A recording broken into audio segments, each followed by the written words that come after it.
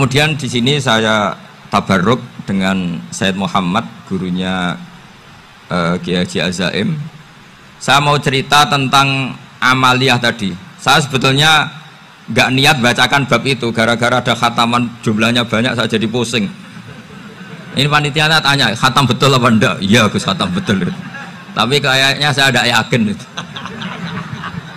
Karena saya ini kan dari pondok tahfidz itu. Biasanya anak khataman itu ya rada bodoni itu. Wes diwaca buanter sing nyemak ya mendelok pojoke tok. Mergo kebanteren. Nah, akhirnya lafat-lafat yang di tengah itu enggak di apa? Baca. Tapi ya semoga dimaafkan Allah lah. Yang jelas itu enggak. Tapi saya mau cerita ya. Jadi cara berpikir Said Muhammad ini nanti juga saya teruskan di Ma'had Ali. Ini saya baca ya. Di antara yang diyakini madhab Malikiyah, ini saya baca saja teksnya. Jadi ada riwayat namanya, kalau Said Muhammad bahasakan itu ataqoh somadiyah.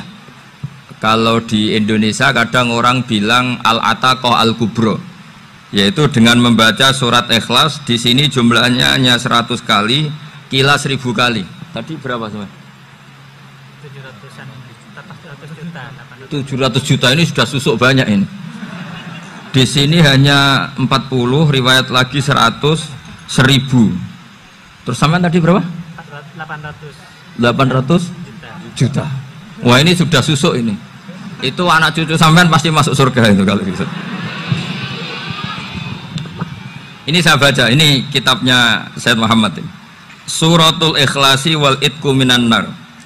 Akhrajat Tabrani fil Kabir an Fairuz ad-Dailami wa wa ibnu Ukhtin Najasi.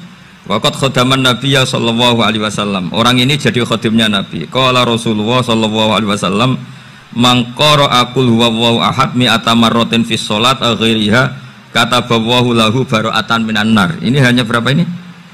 Mi'ata marrah. Berarti kalau satu orang itu cukup 100. Tadi sudah untuk 7 turunan tadi, untuk orang berapa? 800 juta. Ya, untuk 7 turunan cukup ya? Cukup. Untuk 7 turunan ya, sudah susuk ini, sudah susuk ini. Aduh, ribet ini. Nah, ini tak cari pembenarannya ini supaya keren. Ini di halaman 188 Abwabul Farad. Warwa Ibrahim bin Muhammad al-Khiyari fi fawaitihi an Hudzaifah marfu'an, man qara'a qul huwallahu ahad alfa marratin faqad ishtara nafsahu minallah. Berarti 100, ada riwayat lagi 1000. Nanti tak carikan lagi yang berapa? 1 miliar mungkin. Jangan banyak-banyak. Nah, ini saya baca ya. Wa hadzal adatu huwa al-ma'rufu bi ataqatis somadiyah.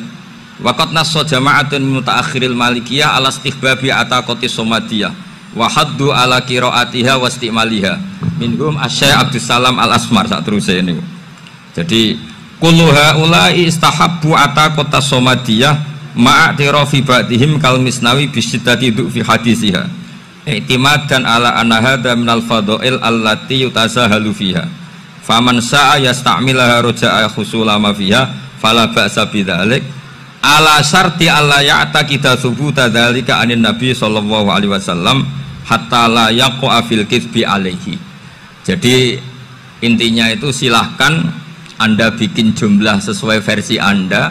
Yang penting Anda jangan kampanye kalau itu perintah Kanjeng Nabi Muhammad sallallahu alaihi wasallam. Karena kalau kamu atasnamakan Nabi kemudian jumlahnya sampai 800 berapa? 800 juta, berarti Nabi mengajarkan masyaqqah pada umatnya. Jadi cukup yang riwayat itu di sini hanya 100 sama 1000. Jadi kalau jumlah tadi untuk 7 apa? Turunan.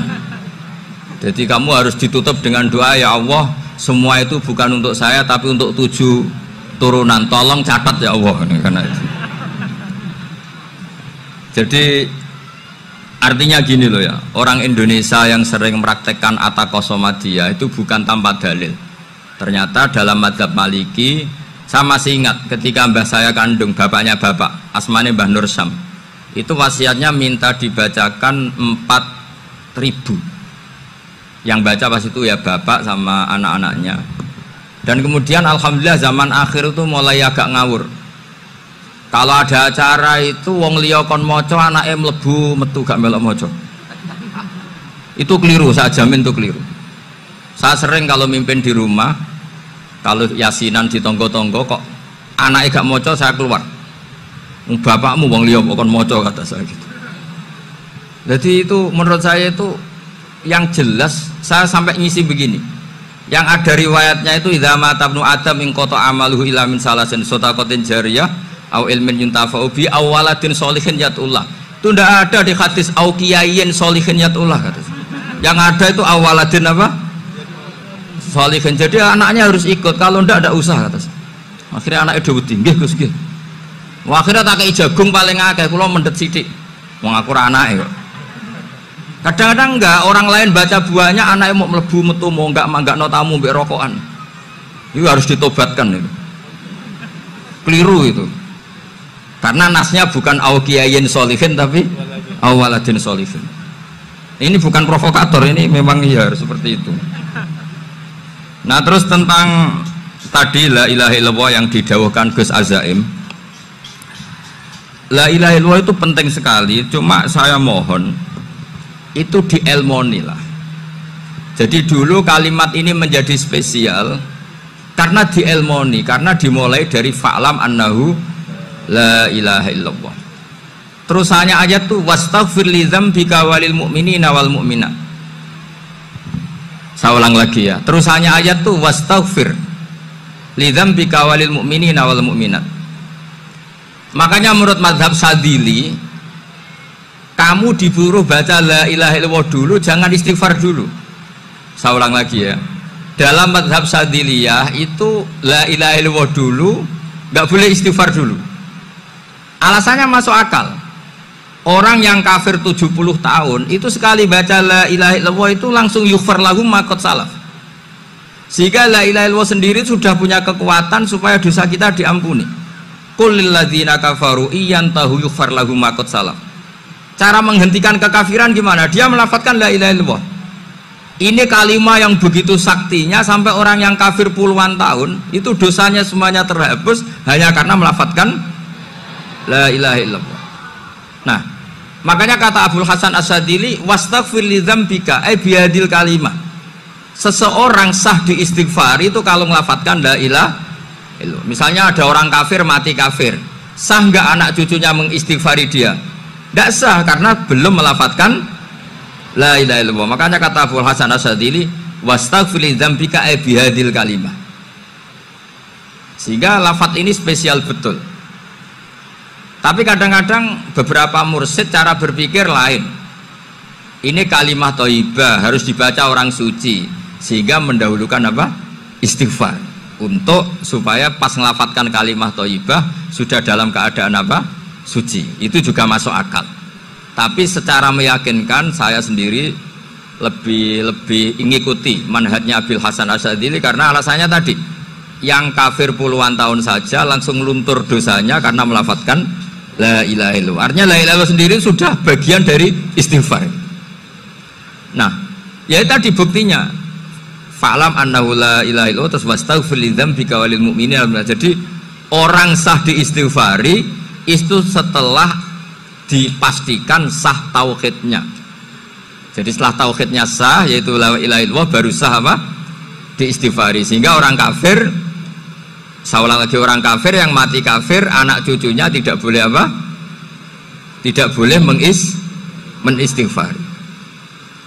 Terus saran saya kedua, la ilaha illallah itu filosofinya itu nafyun li uluhiyati ghairillah wa isbatun li uluhiyatillah wahda. Filosofi la ilaha illallah itu gimana? Menafikan semua selain Allah itu tidak Tuhan dan hanya menuhankan Allah semata. Nah itu caranya gimana?